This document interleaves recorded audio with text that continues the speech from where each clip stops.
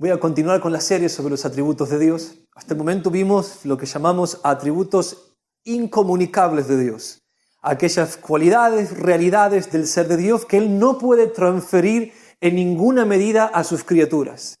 Atributos tales como su autoexistencia, su eternidad, su omnipresencia, su omnipotencia, su omnisciencia. Hoy vamos a empezar a ver los atributos comunicables de Dios, que son aquellas cualidades o realidades del ser de Dios que Él sí puede, en una pequeña medida, transferir, heredar o comunicar a sus criaturas. Así que vamos a empezar hoy por los atributos comunicables de Dios, pero los atributos morales de Dios. Dentro de la lista de los atributos comunicables de Dios, los atributos morales de Dios. Y hoy vamos a empezar por el atributo moral de la santidad de Dios. Así que tenemos un gran desafío acá. Vamos a orar juntos para pedir al Señor que nos ayude.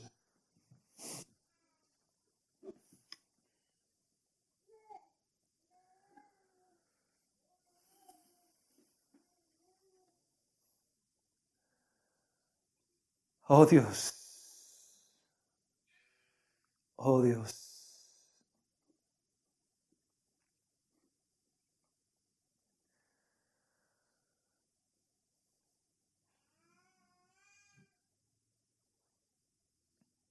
Oh Dios,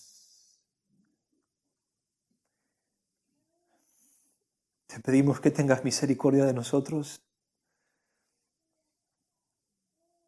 y que por favor vengas a enseñarnos qué significa que vos sos santo y que después podamos entender qué significa que nosotros tenemos que ser santos. Oh Dios, cuánto lo necesitamos. Tu presencia en la cual nos movemos, existimos y somos, que lo llena todo en todos. Oh, sea manifestada especialmente ahora, mientras me esfuerzo por exponer tu palabra. Santo Espíritu, yo te ruego que reposes sobre mí. Reposa sobre mí. Concédeme adorarte predicando. Y convertí este lugar, este salón ordinario, en un templo de adoración ante tu santidad.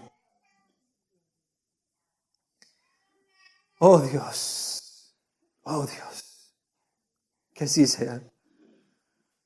Por favor, que así sea. Pedimos esto en el nombre de Jesús. Amén. La palabra santo, cuando se usa en relación con Dios, tiene dos usos en la Escritura. El primer uso es el que tiene que ver con su trascendencia. Santo significa, tanto en hebreo como en griego, cortado, separado. Él es, en este primer sentido, trascendente de la creación. Está separado de la creación. Está muy por encima de la creación. Es completamente distinto de la creación. Y ya estudiamos la trascendencia de Dios en mi introducción a esta serie, cuando vimos la infinitud de Dios.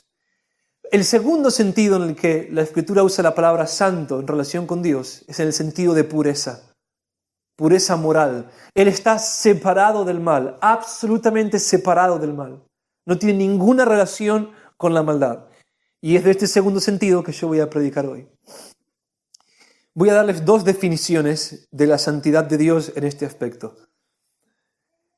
La primera definición es una definición romántica, la segunda es una definición práctica. Mi definición romántica de la santidad de Dios es esta. Dios es el único terror y la única belleza que existe. El único terror y la única belleza que existe. No un terror, sino el único terror. No una belleza, sino la única belleza que existe.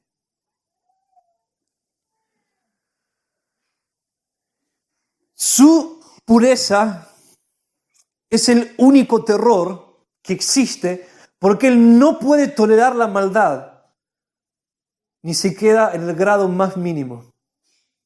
Su reacción ante la maldad, a causa de su pureza, es absoluta e implacable. La odia con todo su ser santo. Él es el único que sabe qué tan mala es la maldad y por lo tanto su reacción en tristeza, en indignación, en enojo y en venganza contra el pecado es la única reacción que se corresponde con la realidad. Todos los demás no entendemos. Y su santidad inflama completamente su justicia de tal manera que no hay acepción de personas para Dios cuando se trata de juzgar la maldad. ¡Ay de mí que merezco la muerte!, dijo Isaías en Isaías 6, cuando vio la santidad de Dios. No podemos conocer nada acerca de la maldad a menos que conozcamos algo acerca de la pureza de Dios. Solo entonces nosotros podremos entender que Él es el terror del infierno.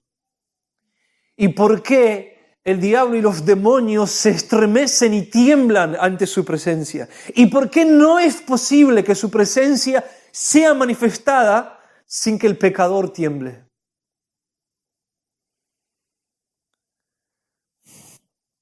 Por otro lado, eres la única belleza que existe y la fuente de todo lo que es bello. Su pureza es belleza en sí. Estudiar la santidad de Dios en este sentido es estudiar la hermosura de Dios. Porque Él es luz, dice Juan, y en Él no hay tinieblas, y eso es la belleza. Todo lo que tiene tinieblas es deformidad y es pecado. Su pureza, en este sentido, llena la totalidad de los atributos de Dios, los incomunicables y los comunicables. Su pureza llena de belleza toda la autoexistencia de Dios, toda su eternidad, toda su omnipotencia, toda su omnisciencia y todo lo que es moral en Él, justicia, bondad, fidelidad, está lleno de pureza. Todo lo que Él es puro. Su sabiduría es pura, su justicia es pura, su amor es puro, su majestad es pura, su eternidad es pura y su gracia es pura. La gracia que lo mueve a derramarse condescendiente y humildemente sobre los pecadores para perdonarlos, para justificarlos, para adoptarlos, para limpiarlos y hacerlos puros. Es absolutamente pura. Por lo cual, Él es el terror más grande y la belleza más grande. La pesadilla y el sueño de todo ser racional. Su pureza es la causa del infierno. Y es lo que hace que el infierno tenga llamas que nunca se apagan. Y su pureza es la causa del paraíso. Y es lo que hace que en el paraíso todo sea gozo inefable y glorioso.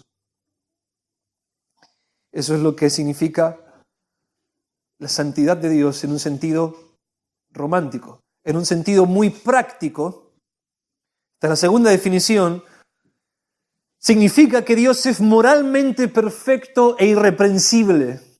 No se lo puede, por lo tanto, acusar de maldad. Él ama infinitamente lo bueno y odia con la misma intensidad la maldad. Dios es luz y en Él no hay tiniebla alguna. 1 Juan 1:5. Santiago 1:13. Que nadie diga cuando es tentado, soy tentado por Dios, porque Dios no puede ser tentado por el mal y Él mismo no tienta a nadie. Como Él es luz, solo pureza y no hay tinieblas, es incapaz de pensar, desear o cometer un acto malvado. Deuteronomio 32, versículo 4, su obra es perfecta porque todos sus caminos son justos, Dios de fidelidad y sin injusticia, justo y recto es Él. Esta es mi definición. Invertí las cosas en esta predicación. Hasta ahora veníamos viendo datos bíblicos, definición y aplicaciones. Hoy tenemos definición, datos bíblicos y aplicaciones. Así que pasemos a los datos bíblicos, vamos a ver algunas listas rápidamente. En primer lugar, Dios es absolutamente santo, enseñan las Escrituras. Absolutamente santo. En Éxodo capítulo 3, versículos 4 y 5, tenemos el episodio en donde Moisés se encuentra con Dios, quien se le aparece en una zarza ardiente. Cuando el Señor vio que se acercaba, que Moisés se acercaba a ver el fenómeno, cuando el Señor vio que él se acercaba para mirar, Dios lo llamó de en medio de la zarza y le dijo, Moisés, Moisés. Y él respondió, heme aquí. Entonces él dijo, no te acerques, quítate las sandalias de los pies, porque el lugar donde estás parado es tierra santa. Dos órdenes, una explicación. Moisés, no te acerques, primera orden. Segunda orden, quítate el calzado de los pies. La explicación, el lugar es tierra santa.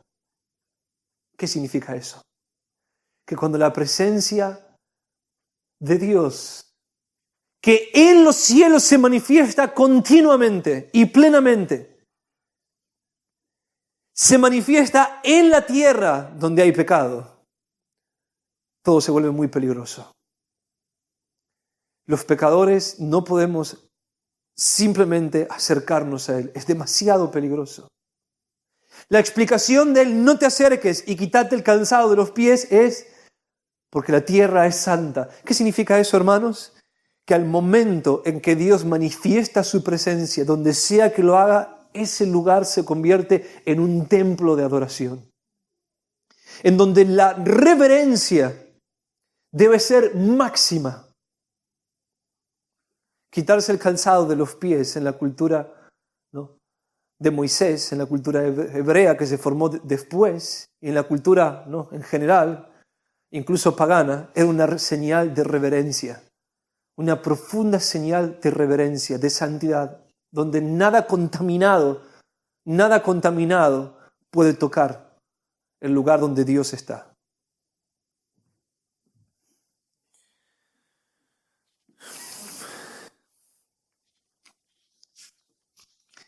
Ahora la Escritura afirma que no solamente los hombres pecadores deben mostrar este tipo de máxima reverencia ante la santidad de Dios, sino que incluso los ángeles más grandes, los serafines, que no tienen pecado, muestran la misma reverencia ante Dios a causa de su santidad. En Isaías capítulo 6, versículos 2 y 3, Isaías nos cuenta una visión de Dios sentado en su trono. Y nos dice, por encima de él había serafines. Cada uno tenía 6 alas. Con 2 cubrían sus rostros, con 2 cubrían sus pies y con 2 volaban. Y el uno al otro daba voces diciendo, Santo, Santo, Santo es el Señor de los ejércitos, llena está toda la tierra de su gloria. Ahora, hermanos, esto es increíble. Y hoy vamos a ir un paso más allá en el mar de la adoración. Serafines, la palabra en hebreo significa encendidos. Es una referencia a que estos seres probablemente están hechos de fuego. Seres que mientras cantaban Santo, Santo, Santo, nos dice Isaías, hacían temblar la tierra a su alrededor. Seres increíblemente, inimaginablemente poderosos. Seres que pasaron siglos sirviendo a Dios, en comunión con Él, obedeciendo todos sus mandamientos, que habitan en su presencia inmediata, los seres angelicales que gozan del mayor privilegio, que están por encima de los demás ángeles. Y aún ellos, cuando admiran la santidad de Dios, no se atreven a mirarlo de manera directa. Aunque ellos son puros, Él es demasiado puro. Ellos son falibles, ellos podrían pecar. Dios no puede ser tentado por el mal, porque su pureza es infinita. Y aún ellos temen a Dios porque saben qué es lo que Dios les haría si ellos se rebelaran contra Él. La más mínima desobediencia significaría la separación y la condenación y el castigo eterno para ellos. De tal manera que ellos cubren sus rostros y tapan sus pies en señal de absoluta reverencia. Hermanos, nunca seremos lo suficientemente reverentes en la presencia de Dios. Nunca podemos ser demasiado cuidadosos. Nunca podremos ser demasiado cuidadosos. Oh, si la santidad fuese predicada y entendida en el día de hoy. Oh, hermanos, si Dios nos manifiesta su santidad a nosotros, habría mucho más de silencios y de gritos entre nosotros. Silencios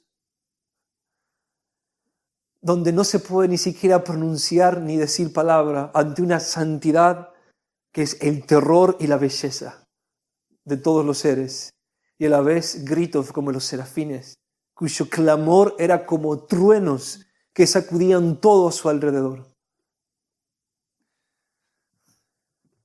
Me gusta pensar que en la eternidad probablemente tengamos silencios eternos y alabanzas eternas.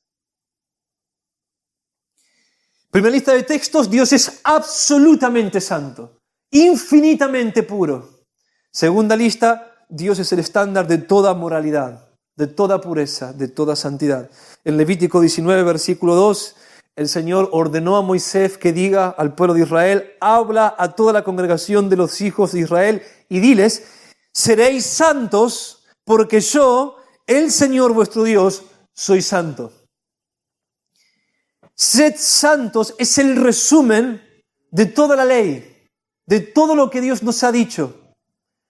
Es el resumen de toda la Escritura. Sean santos. Ahora, el texto aclara cuál es el origen de la ley, los estándares morales que Dios nos ha dado para vivir. Seréis santos porque yo, el Señor vuestro Dios, soy santo. Porque yo soy santo. Así que la ley se origina en el carácter de Dios, lo que significa que Dios es el estándar mismo de la justicia y la bondad. Podemos llamar a Dios, como los filósofos antiguos, el bien. Él es el bien, y la fuente de todo lo que es bueno. Todos los códigos morales se originan en Él. Y por lo tanto son imperecederos, son eternos. Él es el bien, Él es la justicia. Si Él hiciera millones de mundos aparte de este que Él hizo, todos serían gobernados por la misma justicia.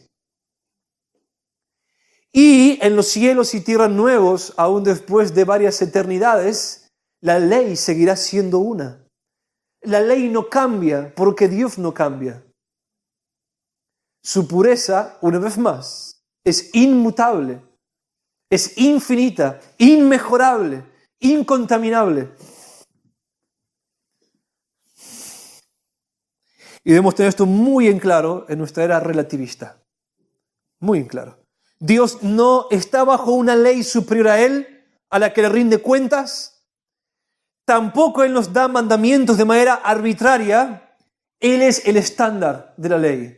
Y si vamos a tener una relación con Él, hemos de ser santos como Él es santo.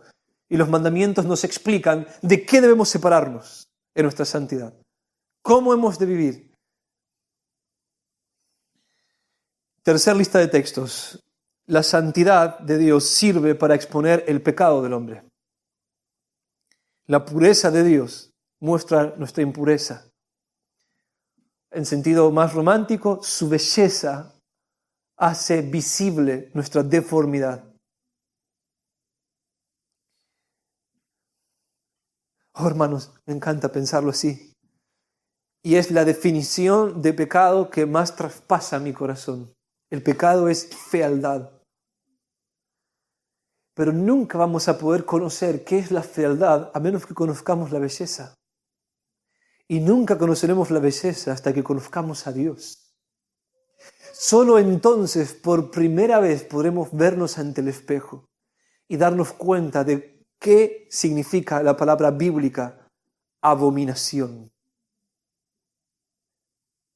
Y cómo es que Dios aborrece al pecador. Fealdad. Volviendo a Isaías 6, una vez más, versículos 1 al 5. En el año que murió el rey Usías, vi yo al Señor sentado sobre un trono alto y sublime, y la orla de su manto llenaba el templo. Por encima de él había serafines, cada uno tenía 6 alas, con 2 cubrían sus rostros, con 2 cubrían sus pies y con 2 volaban. Y el uno al otro daba voces diciendo: Santo, santo, santo es el Señor de los ejércitos.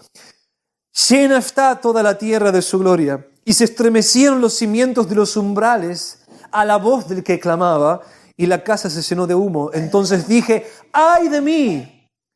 Porque perdido estoy, pues soy hombre de labios inmundos, y en medio de un pueblo de labios inmundos habito.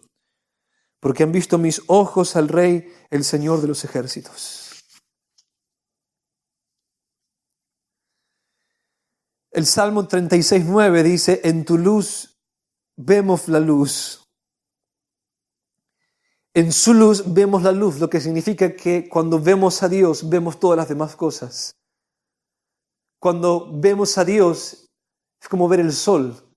Entonces podemos ver todo lo demás que antes estaba en oscuridad. Cuando Isaías se encuentra con Dios, hermanos, él ve el trono alto y sublime, un trono celestial, el trono de los tronos, un trono ante el cual todos los tronos de la tierra no son más que tronos de papel. Él ve tan solo el borde del manto de Dios. Una visión. Dios no tiene ropa, es un espíritu incorpóreo, pero es una visión, una figura ilustrativa dada a Isaías para representar algunos atributos de Dios. El manto significa majestad. Él vio que tan solo el borde del manto, ¿no? Tan solo vio el borde del manto y pudo darse cuenta de que el manto del Señor simplemente llenaba el templo. Las vestiduras del Señor se extendían por todo el templo, el lugar donde Dios es adorado. Entonces ve a estos serafines, estos seres hechos de fuego, estos seres que podrían acabar con nuestro planeta en una hora. Escucha el cántico de estos serafines que decían: puro, puro, puro, santo, santo, santo es el Señor. ¿Qué fue lo primero que vino a la mente de Isaías? Probablemente el hombre más santo de sus días. Un hombre que probablemente jamás cometió adulterio, ni asesinato, ni fue un mentiroso, un hipócrita. Quizás el hombre más santo de sus días, ciertamente uno de los profetas más grandes. Lo primero que vino a su mente, inmediatamente vino a su mente fue: tengo labios inmundos. Estos serafines inmaculados alaban la pureza de Dios. ¿Y qué hice con mi boca? Dije tantas cosas vanas, superficiales. Adoré a Dios con tanta superficialidad. Soy hombre de labios inmundos. Y entonces él lanza una sentencia. Estoy perdido, dice la Biblia de las Américas, pero en hebreo es más fuerte. La expresión significa: estoy destruido. Estoy destruido. De acá que muchos hablan del trauma de conocer la santidad de Dios. Isaías ve a Dios e inmediatamente lo primero que viene a su mente es el pecado. Y no, de vuelta, pecados que son escandalosos a los ojos de otros pecadores. Labios inmundos. Y la sentencia que él lanza es: merezco la muerte, estoy destruido, estoy deshecho, estoy acabado. Mis ojos inmundos han visto la pureza de Dios.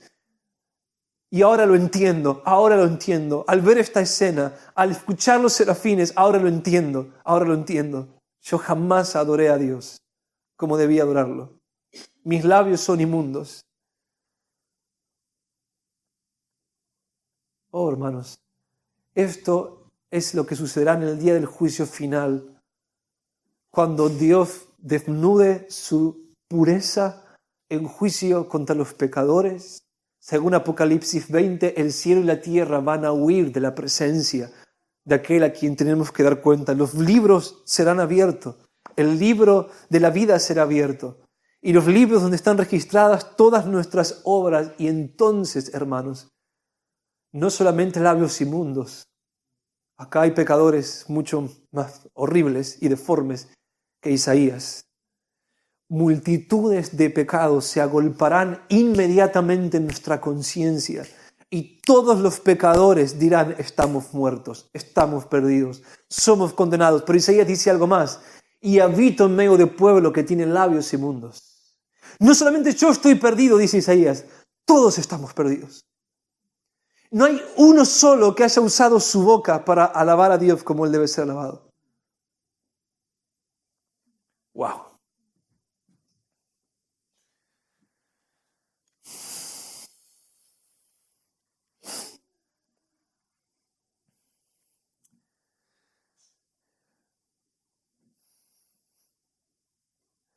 Oh, hermanos, si Pedro, ante la manifestación velada de la pureza del Hijo encarnado, dijo: apártate de mí, pues soy hombre pecador. Lucas 5:8. Pedro, un hombre religioso. ¿Qué será cuando Dios manifieste exactamente por qué va a condenar a los pecadores? Cuando Él muestre que la causa es su santidad. Absoluta santidad. Santidad que no podemos soportar en nuestro pecado. Santidad que, en la medida en que se acerca a nosotros y disipa la oscuridad de nuestra ignorancia, revela qué tan malo es el pecado. Y entonces vemos que somos demasiado indignos, demasiado condenables, demasiado aborrecibles, y justificamos la condenación. Aunque seamos tan santos como Isaías, diremos: merecemos la muerte. Él es demasiado bueno, nosotros demasiado malos. Él es demasiado hermoso, nosotros demasiado horribles. El principio de la sabiduría es el temor del Señor, y el conocimiento del Santo, la inteligencia. Proverbios 9:10. Solo conoceremos todo en la medida en que lo conozcamos en su relación con Dios. En la medida en que conozcamos a Dios, conoceremos los demás. Solo en su luz veremos la luz. Cuarta lista.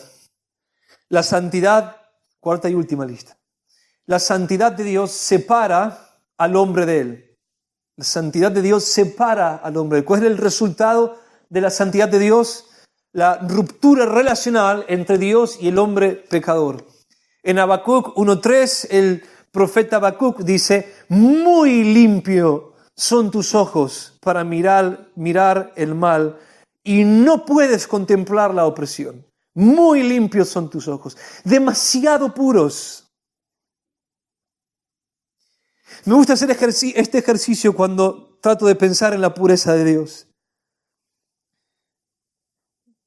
Para Él, según nos enseñó Jesús en el Sermón del Monte, enojarnos contra nuestro prójimo equivale al asesinato para nosotros.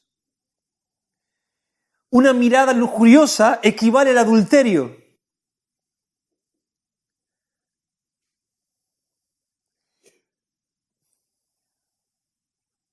Oh, hermanos, apenas podemos, trayendo lo más abominable que podamos llegar a imaginarnos, darnos una idea de lo que Dios siente cuando Él nos ve a nosotros en nuestro pecado.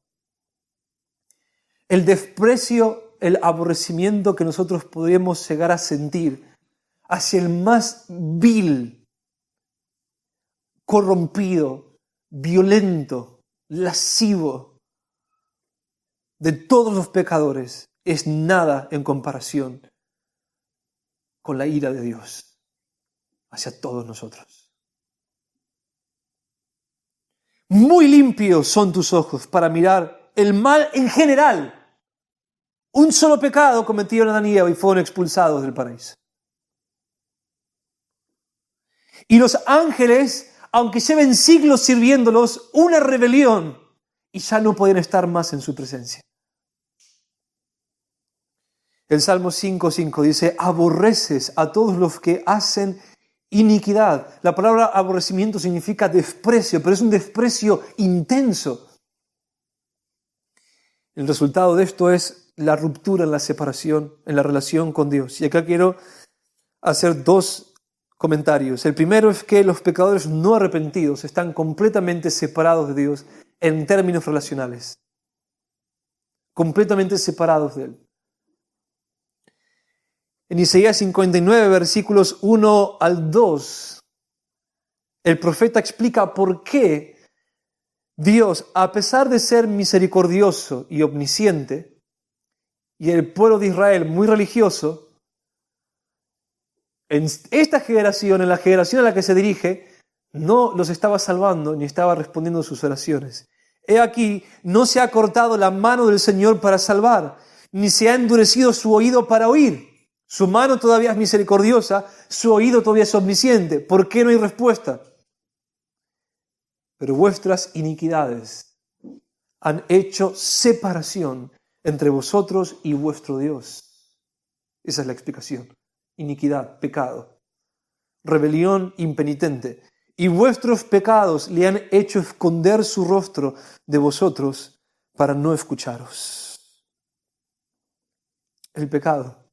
No importa qué tan religioso sea un hombre, qué tan moralista sea un hombre, a menos que se arrepienta completamente de sus pecados y comience a vivir en santidad desde dentro hacia afuera, Dios no escuchará sus oraciones, no tendrá ninguna relación con él. Puede que en su gran misericordia le haga el bien, y lo hace, para que se arrepienta. También enviará juicios, castigos temporales, para que se arrepienta. Pero no hay ninguna relación. En segundo lugar, aún con los pecadores arrepentidos, su relación solo es parcial. A menos que el pecado sea desterrado plenamente de nosotros, lo que sucederá después de nuestra muerte, Dios no puede tener relación plena con nosotros. Por eso los salmistas hablan de Dios escondiéndose, incluso de aquellos que le aman, de la necesidad de buscar el rostro de Dios. ¿Por qué tenemos que buscarlo? Porque la relación con Él no es plena. El pecado todavía lo aleja de nosotros. No disfrutamos plenamente de la presencia de Dios, ¿no es cierto? Esto no es el paraíso, esto no es el cielo. A veces Él se manifiesta más, otras veces Él se aleja a causa de nuestro pecado. Y es en la medida en que nosotros somos santos, en que nos apartamos del mal y nos conformamos a su naturaleza, que nuestra comunión con Él crece. Así, el que es más santo tiene más cercanía con Dios, en términos relacionales. Acercaos a Dios y Él se acercará a vosotros, dice Santiago 4:8. ¿Pero qué es acercaos? Purifíquense. Acérquense purificándose, acérquense separándose del mal. Podemos agradarlo, podemos desagradarlo. Mientras más lo agrademos, mejor relación tendremos con Él. Hasta acá las listas de textos sobre la santidad de Dios. Ahora veamos aplicaciones y vamos a ver si podemos ver más de una. Implicaciones. Debemos buscar la santidad de vida. Seréis santos porque yo, el Señor vuestro Dios, soy santos. Una vez más, Levítico 19:2, y este texto es repetido por Pedro en el Nuevo Testamento. Una vez más, este es el resumen de toda la Escritura. Sean santos porque yo soy santo. Les he dado mandamientos que deben obedecer. no son arbitrarios, no pueden tener una relación conmigo sin esos mandamientos, sin obedecer esos mandamientos.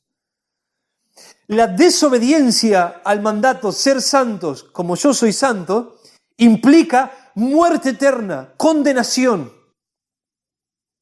Así de serio es. Por eso Hebreos 12:14 nos advierte: buscad la paz y la santidad, sin la cual nadie verá al Señor. Nadie verá al Señor. Muchos viven como si esto no fuese cierto, y espero que no haya nadie en esta iglesia que viva como si esta advertencia y promesa a la vez no fuese real. Sin santidad nadie verá al Señor. Es por eso, hermanos, que la santidad de vida debe ser el tema de la iglesia, porque es el tema de la Biblia. Es algo peligroso, muy peligroso, mortalmente peligroso, si no es detenido a tiempo. El intelectualismo. Acercarte a la Biblia simplemente por curiosidad. Nada en la Escritura es revelado simplemente para satisfacer curiosidades intelectuales. Todo lo que se nos revela en la Escritura tiene como título: sed santos porque yo soy santo. Todo lo que se nos revela de Dios y de su voluntad es para que nos conformemos al carácter de Dios y la voluntad de Dios. Por lo tanto, la santidad de vida debe ser el tema de la iglesia. El tema de la iglesia, el objetivo detrás de todo lo que perseguimos. Y cuando una iglesia no es en sí misma una comunidad de santidad, en donde estamos ayudándonos a buscar la santidad, de verdad, ha perdido su esencia.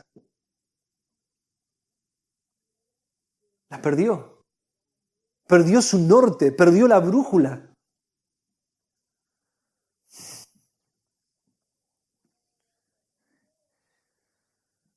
Buscad la paz y la santidad, sin la cual nadie verá al Señor. En términos negativos, Apocalipsis 21:27 nos advierte respecto a los cielos y tierras nuevos. Jamás entrará en ella nada inmundo. Jamás entrará en ella nada inmundo. Ni el que practica abominación y mentira, sino solo aquellos cuyos nombres están escritos en el libro de la vida del Cordero. Bienaventurados, Mateo 5:8, los limpios de corazón, pues ellos verán a Dios, y solo ellos verán a Dios. En palabras del Antiguo Testamento, Salmo 24, versículos 3 y 4, ¿quién subirá al monte del Señor? Es el paraíso. ¿Quién podrá estar en su lugar santo? Oh, gracias a Dios que hay algunos que pueden estar ahí. El limpio de manos y corazón puro. El que no ha elevado su alma a cosas vanas, ni ha jurado con engaño. Ese recibirá bendición del Señor. ¿Existe gente así? Todos los hijos de Dios deben ser así. Tal es la generación de los que le buscan, de los que buscan tu rostro, como Jacob, dice el salmista. Tal es la generación de los que le buscan. O sea que cuando se nos dice buscad la paz y la santidad, sin la cual nadie verá a Dios, esto es lo que debemos buscar. Tal es la generación de los que le buscan. Manos limpios, ojos limpios, corazón limpio, boca limpia. Eso es buscar a Dios. Lo encontraremos solo si nos purificamos a nosotros mismos, si nos separamos. ¿Qué significa santidad de vida? Una vez más, que Dios es santo significa que Él es moralmente puro, separado del mal. Ser santos como Dios es santo en este sentido significa, entonces, que hemos de ser moralmente puros y debemos separarnos de lo que Dios dice que es malo. Esto implica no solamente separarnos de lo malo, sino odiar lo malo, como Dios lo odia. Y amar lo bueno como Dios lo ama. Eso significa ser puro. Por un lado, no debemos tener ninguna relación con el mal, nada contaminado debe haber en nosotros.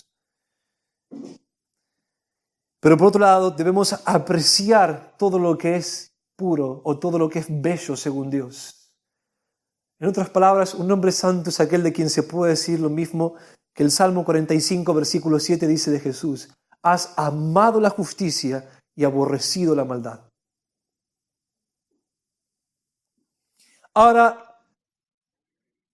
el concepto de santidad no es un concepto negativo tanto como un concepto positivo. Es decir, no solamente negativamente significa sepárense de todo lo que es contrario al carácter y la voluntad de Dios, sino conságrense o entréguense a la comunión y el servicio a Dios. Es más positivo que negativo. Entréguense a la comunión y el servicio y la obediencia a Dios. Y hermanos, voy a hacer varias aclaraciones a partir de ahora y explicarles varias cosas, pero el mismo término y significado de la palabra santidad significa que acá no hay término medio. Hay grises en muchas cosas, pero acá no hay grises. No podemos estar un poco dedicados al mundo y un poco dedicados a Dios. No podemos estar separados de Dios y separados del mundo a la vez, en este sentido. La santidad que se nos demanda acá es absoluta. Eso no significa perfección moral, no significa que no vamos a pecar. Sí, vamos a pecar. No, en mi clase hablé, pasada, de hace un rato, que el pecado mora en nosotros y vamos a pecar y vamos a luchar. Pero significa que debemos resueltamente, en un ejercicio de nuestra voluntad, separarnos de todo pecado conocido y entregarnos a la obediencia de toda la luz que tenemos respecto al carácter y la voluntad de Dios.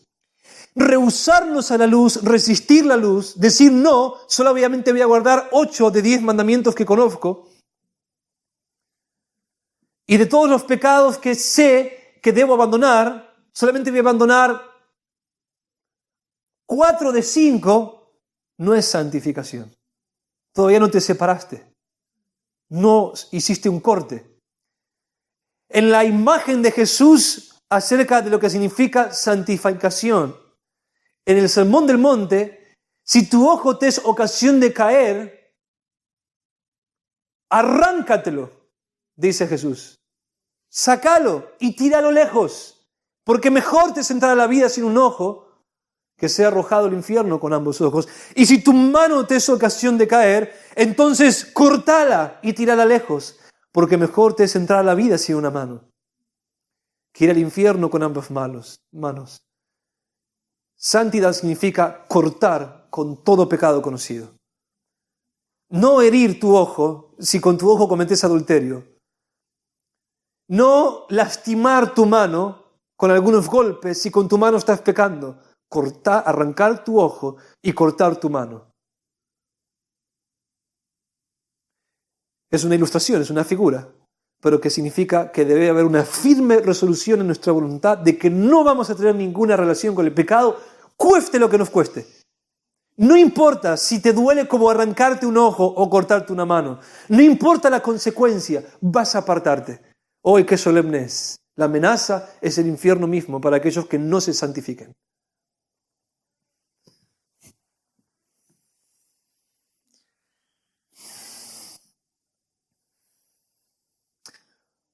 Una vez terminado el proceso en esta vida, la santidad seguirá siendo el tema de los glorificados. Ya no, gracias a Dios, en un sentido negativo, sino en un sentido positivo, lo que significa que por los siglos de los siglos, por la eternidad sin fin, hemos de crecer en nuestra conformidad al carácter infinitamente puro de Dios. Sin fin iremos volviéndonos más y más puros como Dios es puro. Y ese es el fin de la humanidad. Habiendo sido libertados del pecado y hechos siervos de Dios, tenéis por vuestro fruto la santificación, este proceso de crecer nuestro odio por lo malo, nuestro aprecio por lo bueno, fruto de la santificación y como resultado la vida eterna, Romanos 6:22. Ahora, la meta final se resume en las palabras de Jesús en Mateo 5, versículo 48. Sed vosotros perfectos como vuestro Padre Celestial es perfecto. Hermanos, déjenme decirles algunas cosas acá.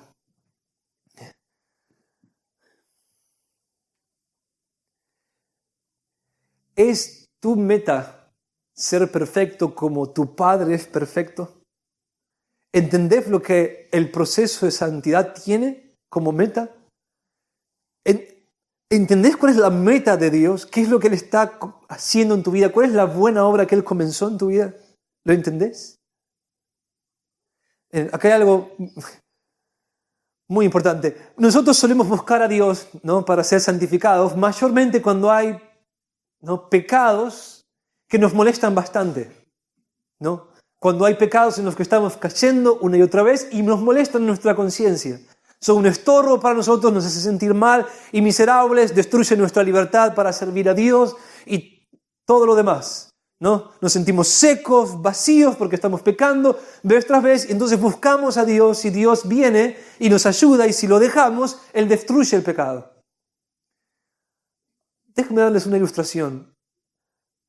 Eso es como, ¿cómo les puedo decir? El problema es este. El problema para nosotros. Conseguimos la victoria, al final transpiramos la camiseta, logramos deshacernos de ese pecado que nos asediaba y quería dominarnos. Ahora vencí el temor a los hombres, ahora puedo predicar el Evangelio. O sea, no tengo problemas con mis ojos en cuestiones de lujuria. Puedo dominar mis apetitos y comer lo necesario. Ya no lucho con la hipocresía delante de los hermanos, soy transparente, soy lo que soy. Ya no tengo ira hacia mi cónyuge y mis hijos. ¿Vino la victoria? ¿Pensás que ahora tenés derecho a un descanso? ¿Algún tipo de premio? ¿Algo? ¿Te acostás en tu sillón pensando, lo logré, ahora voy a descansar y a disfrutar de la vida cristiana? Y el Señor envía una aflicción. Un problema surge, algo que no esperabas, y te ves metido en problemas y piensas, ¿por qué, Señor? Yo esperaba una recompensa, una bendición, un periodo de descanso, un premio. ¿Por qué me envías una aflicción? Si la obra del Señor fuese, ¿no?, lo que Él quiere hacer en nuestra vida, su trabajo de santificarnos, como la construcción de una casa, podríamos decir que cada vez que un pecado nos molesta y buscamos a Dios, es como si se hubiese roto una cañería, se cortó la luz. Y entonces buscamos a Dios porque hay pecados que nos molestan inmediatamente. Pero la razón por la que Dios no se detiene, una vez que la cañería fue arreglada, que la luz volvió, es porque vos pensabas que Dios quería hacer de vos una humilde chocita, pero Dios tiene en mente un palacio. Entonces, de pronto, Él arregló la luz, arregló la cañería, pero ahí te sentaste en tu sillón y Dios aparece, ¡pam!, una pared abajo. Y vos te quedás, ¿por qué hiciste eso? Y de pronto Él sigue, ¿no?, como un león no domesticado, a moverse dentro de la casa. Llega a tu habitación que tanto amás, quema todo. El techo comienza a volarse y decís, ¿qué estás haciendo, Señor? ¿Por qué estas aflicciones? ¿Por qué esta inestabilidad? ¿Por qué estos problemas? Porque yo no voy a arreglar tu casa, estoy haciendo una nueva casa. No voy a arreglar tus necesidades inmediatas. No quiero que simplemente ya dejes de tener problemas con la lujuria o la mentira. No. Quiero que seas perfecto como mi Padre es perfecto. El problema, hermanos, es que nos imaginamos que Dios tiene planes no muy pequeños para nosotros. Ahí está nuestra imagen de apenas espero llegar a ser algún día una humilde chocita. Y Dios tenía en mente hacer un palacio en donde Él mismo pueda vivir por siempre. Entonces, al principio en la vida cristiana parece fácil seguirle el ritmo a Dios. Vemos lo que Él está haciendo. Pero después no hay quien pueda seguir el rastro, nos desorienta. ¿Qué estás haciendo, Señor? ¿Qué estás haciendo? Lo que dije que iba a hacer. Sed pues vosotros perfectos como vuestro Padre es perfecto. No es un mandato idealista. Tampoco es un mandato imposible. Él hablaba en serio, hermanos, cuando dijo eso. Él hablaba en serio, y si lo dejan, Él lo va a hacer. Y si lo dejan, Él lo va a hacer. El más vil, ignorante, deforme de nosotros está destinado en este sentido a ser alguien con quien los ángeles pueden conversar, a ser un hijo de Dios capaz de gobernar los cielos y tierra nuevos. Alguien con una sabiduría, con una pureza, con una felicidad que ni siquiera podemos imaginarnos ahora. Hermanos, ¿tienen la misma ambición que Dios? ¿Tienen la misma ambición que Dios? ¿Oran para ser santos como Dios es santo? ¿Entendieron de qué trata el tren de la vida cristiana? ¿En qué están metidos? Así que no se desanimen. Ustedes no tienen el plano de lo que Dios va a hacer. Dios lo va a hacer y no tengan miedo. Simplemente entréguense a sus tratos. Ríndanse a Él y disfruten de ver cómo Él destruye el viejo hombre y crea un nuevo hombre que va a reflejar algún día la imagen de Dios de tal manera que cuando Dios te mire vas a reflejar su imagen perfecta.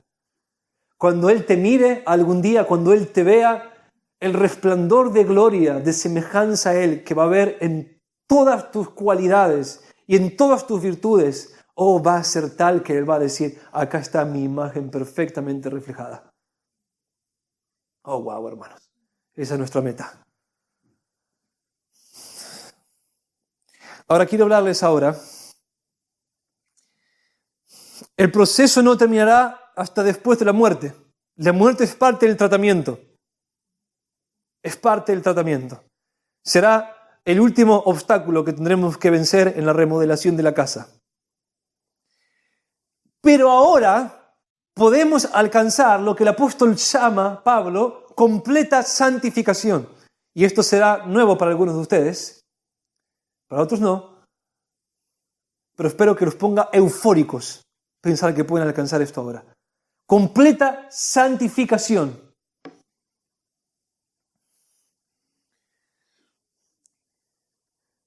¿Qué es la completa santificación? Es la conquista de todos los pecados del alma y del cuerpo.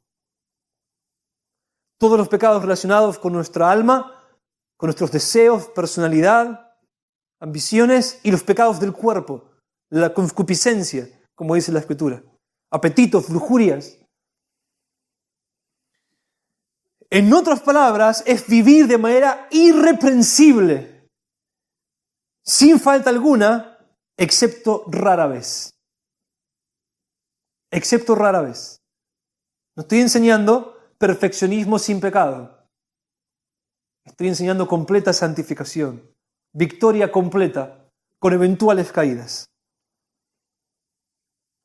En 1 Tesalonicenses capítulo 5, versículos 23 en adelante, Pablo expresa su deseo para la iglesia en Tesalónica, y este es su deseo para la iglesia en todos los tiempos. Y el mismo Dios de paz os santifique por completo. Completa santificación. Os santifique por completo. Y que todo vuestro ser, espíritu, alma y cuerpo, sea preservado, irreprensible para la venida de nuestro Señor Jesucristo. ¿Cuál es el deseo de Pablo? Que la iglesia, los creyentes, puedan ser completamente santificados, lo que significa la conquista de los pecados del alma y del cuerpo, espíritu, alma y cuerpo, dice Pablo, de tal manera que cuando Cristo venga sean irreprensibles. Una vez más, que el mismo Dios de paz os santifique por completo y que todo vuestro ser, espíritu, alma y cuerpo sea preservado, irreprensible para la venida de nuestro Señor Jesucristo. No irreprensible en el sentido de sin pecar. Pablo no estaba esperando que en esta vida alcancemos la perfección inmaculada. Pablo no estaba esperando que en esta vida seamos purgados completamente de todo pecado. Sí que podamos conquistarlos todos. Sí que seamos irreprensibles. Para lo que Dios espera de nosotros, subidos al caballo del viejo hombre, Dios no tiene nada que decirte. Solo alabanza. No hay reclamo, no hay queja de parte de Dios. Oh, hermanos, Pablo lo expresa así en 1 Corintios 1, 4, 4. No estoy consciente de nada en contra mía, dice Pablo. No estoy consciente de pecado. Mi conciencia no me acusa. No hay nada que mi conciencia me diga, lo podrías hacer mejor. Lo hiciste mal. Debes cambiar. Dios te está... Hacer mejor suena confuso. Siempre lo podemos hacer mejor. Sí, Pablo todavía estaba en crecimiento, todavía no lo alcancé, dice en Filipenses capítulo 3. Me refiero que no hay contaminación, no había pecado. Para lo que se esperaba de mí, en mi estado de madurez presente, hice lo mejor que pude. No estoy consciente de nada en contra mía. Versículo 12. Nuestra satisfacción es esta, dice Pablo. Nuestra felicidad, en otras palabras. Nuestra satisfacción es esta. Nuestro placer, el testimonio de nuestra conciencia, que en la santidad y la sinceridad que viene de Dios, no en sabiduría carnal, sino en la gracia de Dios, nos hemos conducido en el mundo y especialmente hacia vosotros. Mi felicidad, dice Pablo, es que mi conciencia no tiene nada que decirme. Mi conciencia, a través de la cual el Espíritu Santo me habla, no tiene nada que decirme. Estoy feliz porque puedo estar parado ante Dios, irreprensible. Esa es la felicidad, hermanos. Que no tengas que estar con la carga de Dios tiene algo en contra mía, lo estoy contristando, Él va a alejarse de mí, Él va a disciplinarme por mi pecado. Eso es la miseria. La felicidad es cuando Dios te dice, bien, buen siervo y fiel, bien, bien, no tengo nada que decirte, bien, sigue así. Toda mi comunión es tuya.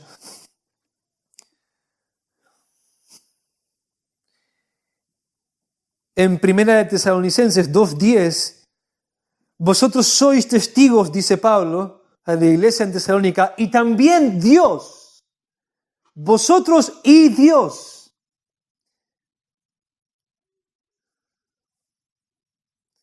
De cuán santa, justa e irreprensiblemente nos hemos comportado con vosotros los creyentes. Ustedes no tienen nada que decirme, Dios no tiene nada que decirme, porque he conquistado los pecados del alma y del cuerpo. De hecho, se espera que todos los pastores alcancen esta santidad. Es un requisito en 1 Timoteo 3:2, es necesario que el obispo sea irreprensible. Es necesario.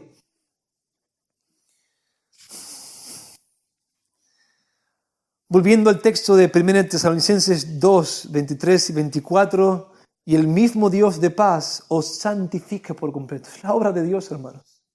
Todo vuestro ser, espíritu, alma y cuerpo, sea preservado irreprensible para la venida de nuestro Señor Jesucristo. Fiel es el que os llama, el cual también lo hará. La santidad completa, la completa santificación, hermanos, no es solamente algo que ustedes pueden alcanzar en esta vida. Y espero que aquellos de ustedes que no alcanzaron este grado de victoria, lo anhelen hoy como nunca anhelaron nada. Que se pongan eufóricos deseándolo. No solamente es una posibilidad, lo que ya de por sí debería ser que nos volvamos locos. Es una promesa. Fiel es Dios el que los llama, el cual también lo hará. Si lo dejan, si no lo resisten, Él lo hará, hermanos. Él les dará victoria completa sobre todos sus pecados. Y aunque eventualmente van a pecar, no van a estar semana tras semana confesando los mismos pecados. Habrá victoria, pasarán páginas en su crecimiento e irán por nuevas conquistas. Oh hermanos, oh hermanos, oh hermanos, algunos quizás ni se imaginan que un hombre puede vivir así. Pero entonces algo deberían preguntarle a los que están acá que lo viven. Oh hermanos, ¿les anima? ¿Cuál es el requisito, hermanos? Ya nos quedamos sin tiempo, pero ¿cuál es el requisito para vivir así? Desear ser tan santo como puedas llegar a serlo. Esa es la única condición. Que estés dispuesto a que Dios entre en la casa y haga lo que le plazca. Que pongas tu vida completamente en sus manos, que resuelvas no tener ni la más mínima relación con el pecado. Que dejes todo juego, toda indefinición, toda tardanza en tu obediencia y que te arrojes y te abandones a Él anhelando caminar tan cerca de Él como pudieras llegar a caminar en esta vida. Si ese es tu corazón, si así es tu corazón, oh, fiel es Dios, el cual también lo hará. Si lo dejas, vas a ver lo que significa decir como Pablo, no estoy consciente de nada en contra mía. Apoyar la cabeza y dormirte en 5 segundos. Orar con paz. Oh, hermanos, es por eso que muchos no tienen esa paz que sobrepasa todo entendimiento y ese gozo inefable y glorioso que dice Pedro, porque están contristando al Señor. Esto es promesa para todos. Para todos. No es un grado de madurez que alguna vez vas a alcanzar. Está ahí. Para el que quiera. Finalmente, hermanos, termino con esto. Y quiero dirigirme acá a tanto mis hermanos como a quienes no conocen al Señor. Oh, hermanos, la santidad de Dios también nos enseña que su amor no es como nuestro amor. No solo todo lo que Él es puro. Y recuerden, empecé con esta definición, Él es el único terror y la única belleza. Y la expresión más grande de su belleza, de la belleza de su pureza, se encuentra en Oseas capítulo 11, versículo 9, cuando Él dice, no voy a destruir a los pecadores. Por lo siguiente, porque Dios soy y no hombre, el santo en medio de ti. ¿Entienden lo que dice? No voy a destruir los pecadores, no voy a destruirlos. En un libro cuyo título es Los amaré por pura gracia. No voy a destruirlos porque no soy un hombre, porque no amo como un hombre, porque Dios soy el santo, el puro. ¿Qué manifiesta más la pureza de Dios que el desinterés con el que Él nos manifiesta su gracia a nosotros? Miren, déjenme explicarlo así. En última instancia, todo lo que les mostré ahora significa que si estamos arrepentidos y somos santos, vamos a estar en la presencia del Señor. Pero hay algo muy importante que yo no mencioné hasta acá. Y es lo que hace posible que los arrepentidos moren en el lugar santo de Dios. Y es esto. La santidad es nuestro más grande temor. Es el temor de todos los pecadores no arrepentidos. Es el terror de todos, pero a la vez es la única esperanza. ¿En qué sentido? En que Dios mismo, el Dios que Isaías vio ahí en el capítulo 6 de su libro, decidió bajar de su trono alto y sublime, abandonar su estado de exaltación ante los serafines y las miríadas de ángeles que lo sirven. Asumir nuestra naturaleza humana. Vivir en obediencia a sus propios preceptos, a su propia ley, y al final de una vida de perfecta santidad, de perfecta obediencia, que ningún hombre pudo vivir, de obediencia absoluta, sin pecar una sola vez, sin la más mínima sombra siquiera de desobediencia, ni en su alma ni en su cuerpo. Al final de su vida, hacer la gran transacción. El gran y más glorioso intercambio que ha tenido alguna vez lugar. Su santidad por nuestro pecado. Su santidad por nuestro pecado. Su vida por la nuestra. Su muerte por nuestra justificación. De tal manera que cuando al final de su vida fue a la cruz del Calvario, tal y como estaba planeado, Él tomó sobre sí, según nos dice Isaías capítulo 53, cargó sobre sí nuestros pecados y fue molido por nuestros pecados. Y el castigo para que tengamos paz fue sobre Él. Versículo 10, quiso Jehová quebrantarlo. Todos nosotros nos descarriamos como ovejas, mas el Señor cargó en Él el pecado de todos nosotros. En esa cruz Él tomó toda nuestra falta de santidad, toda nuestra pecaminosidad, pero entonces la otra cara de la moneda se encuentra en Romanos capítulo 5, versículo 19. Por la obediencia de uno, los muchos serán constituidos justos. La transacción, el intercambio es este. Padre, dales a ellos mi santidad. Tratalos como si ellos hubiesen vivido mi vida de perfecta obediencia. Da, Señor, a ellos los méritos de mi obediencia. Y trae sobre mí las consecuencias de toda su desobediencia. Cristo mismo, Dios el Hijo, nos ofrece su santidad. Eso es lo que el Evangelio ofrece. Y entonces el Evangelio continúa así. Y todos aquellos que se arrepientan de sus pecados y perseveren en arrepentimiento de sus pecados, en el día del juicio final serán escondidos en la justicia, en la santidad de Dios el Hijo. Y la razón por la que podrán morar siempre en la presencia de Dios es porque la santidad de Jesús los cubrirá como una capa. Oh, hermanos, qué maravilloso, qué maravilloso. Oh, es el único terror y la única belleza, hermanos, ¿se dan cuenta? Qué maravilloso, hermanos, qué maravilloso. Qué maravilloso, qué pureza tan grande. Que Él vino a salvarnos de sí mismo, que Él vino a salvarnos de las consecuencias de nuestra desobediencia. Qué amor tan puro y desinteresado, capaz de cargar con nuestras vergüenzas, con nuestra condenación, con nuestros dolores. No hay palabras, hermanos. Para quienes estén acá y no sean cristianos, yo estoy tan frustrado cada vez que tengo que hablar de esto, porque no hay palabras para describir una belleza tan grande. Simplemente mirá lo que Él hizo. Mirá lo que Él hizo. Y te aseguro que nadie puede inventar un ser tan bello. Esta belleza se autentifica sola. Sabemos que es real.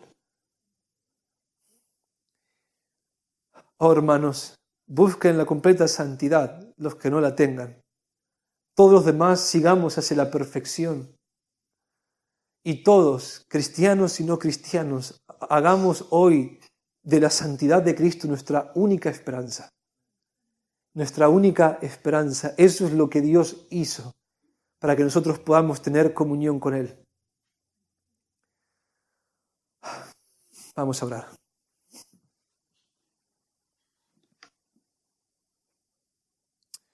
Oh, Dios mío.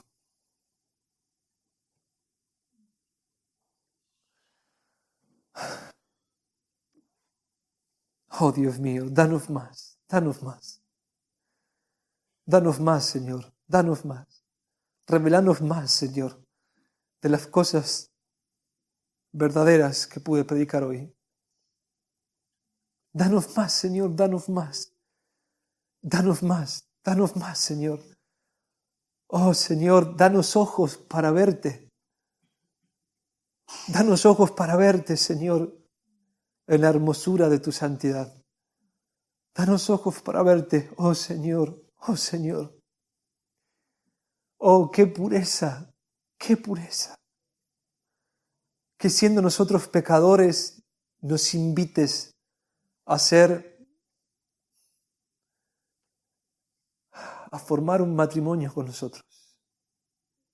Que nos quieras hacer los señores de todo lo tuyo. ¿Cómo puede ser? ¿Cómo puede ser que nos ames así? ¿Cómo puede ser? ¿Cómo puede ser?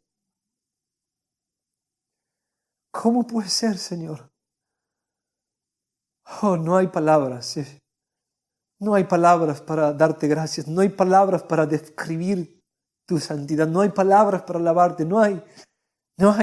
Siempre tenemos la necesidad de encontrar palabras nuevas, canciones nuevas, frases nuevas, algo, Señor, para poder expresarte. Oh, Señor. Oh, Señor. ¿Y qué es el terror sino la separación de vos?